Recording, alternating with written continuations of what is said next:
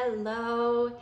It is week 11 of The Only Way Through, which I started doing a few months ago because I made a promise to myself to get outside of my comfort zone, to be in my mess and confusion, and just show up here and post weekly and just talk about what's been happening for me creatively and emotionally, and just kind of practice and be here. And so that is what I'm doing. If this is your first video, nice to meet you. If you've been around for a while, thank you for being here. It means so much to me.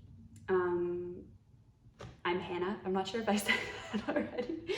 I took a week off last week because I wasn't feeling my best, and I wanted to see what would happen if I took a week off. What would happen to my motivation and what would come up for me. And it was interesting. I definitely had some self-judgment and this feeling of like, you're losing momentum, you're not going to show up again, and this is it, you always do this, and like a whole story going on. But I just kind of pushed through that and talked to that voice and just said like, no, I trust myself to do this. It's okay. It's okay to take a week off.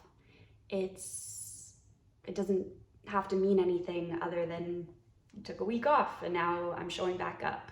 And I can keep that promise to myself that, yeah, you take a break and then you come back. And so that feels really good. It's interesting, like I'm definitely having resistance in a way to filming this, but I'm also like, yeah, this is what it is. It can be a little messy. So yeah, week 11. Last night I got to see my partner Luke play in a band. He's a drummer, and he hadn't performed since he was 12 years old at the Long and McQuaid talent show. But he got up on stage and killed it.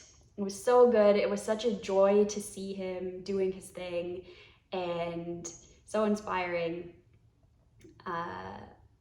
And yeah, really, really fun. He's a producer, so he makes music, but I think there's something so tactile about like playing the drums and getting to have that release and being a part of a band and the live performance aspect of it.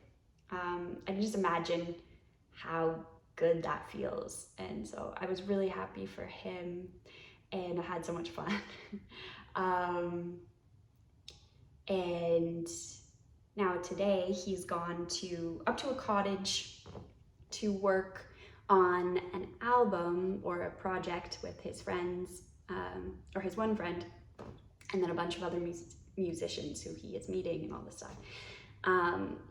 And I've known that this was happening for a while, and I kind of wanted to talk about what came up for me around it.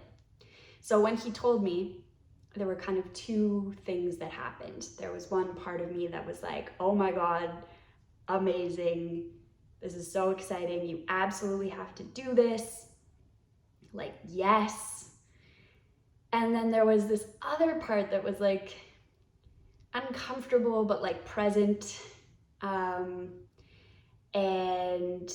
I was able to tell very quickly that it was an envious feeling.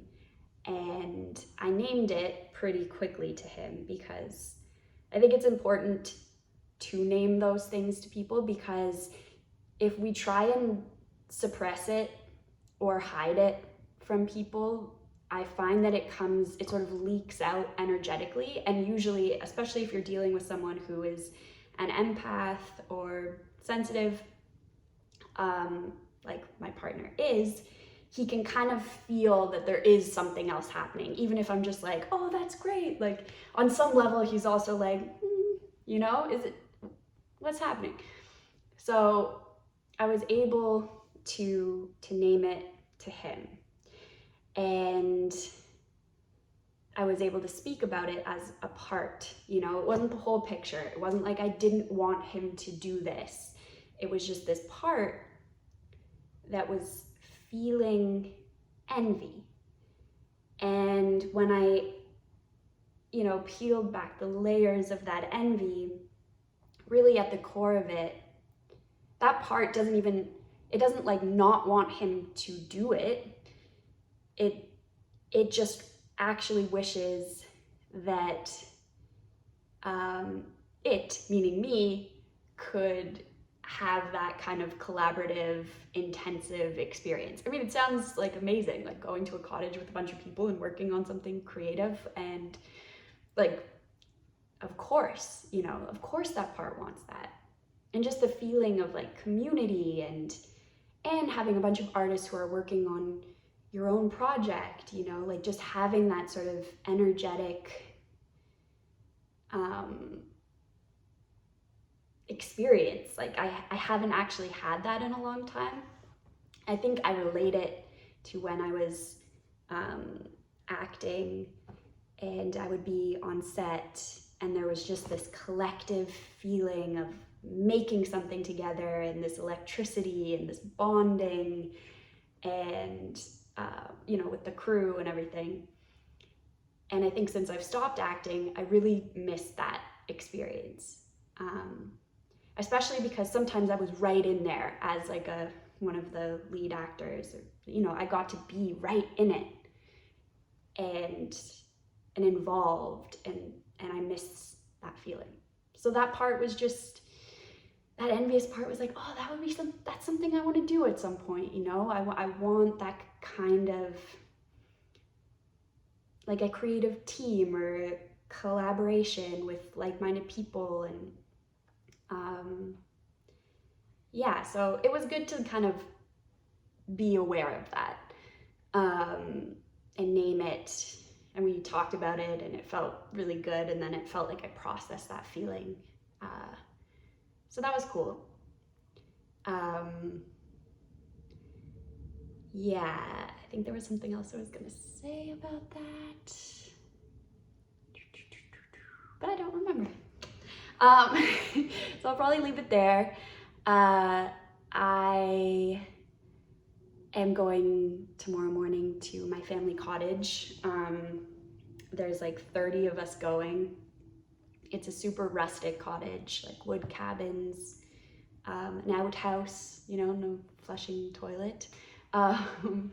But it's gonna be kind of a work weekend because there was like a big storm and a lot of trees are down, so we're gonna be clearing brush, and like I'm feeling excited to be like physical, like really like, you know, be like sweating and like ready to eat after.